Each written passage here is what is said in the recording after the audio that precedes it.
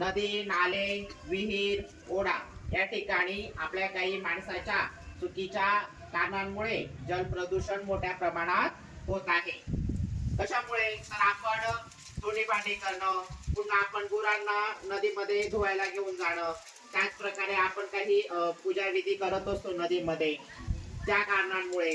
तसेच आपण अस्थि विसर्जन करत असतो।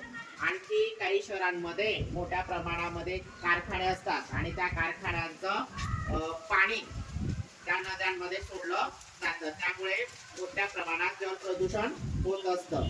आणि आपल्याला हे जल प्रदूषण रोखण्यासाठी आज आपण या ठिकाणी शपथ घेणार आहोत। सगळ्यांनी हात पुढे करायचा।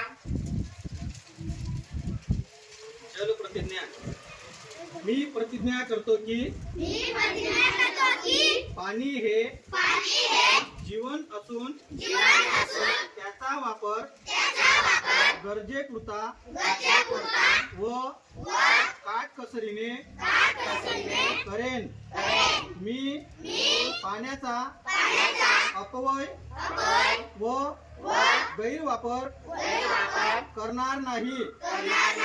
नैसर्गिक प्रवाह, जलाशय, कालवे व पाणी पुरवठ्याच्या पायाभूत सुविधांचे मी रक्षण करेन। पाण्याविषयीचे कायदे व नियमांचे काटेकोरपणे पालन करीन। पाण्याचे संवर्धन व जतन करण्याचा मी प्रयत्न करेन। पाण्याची स्वच्छता व पावित्र्य जपणे ही माझी सामाजिक बांधिलकी मानून त्याचे सदैव पालन करीन। जय हिंद, जय महाराज। जय महाराज।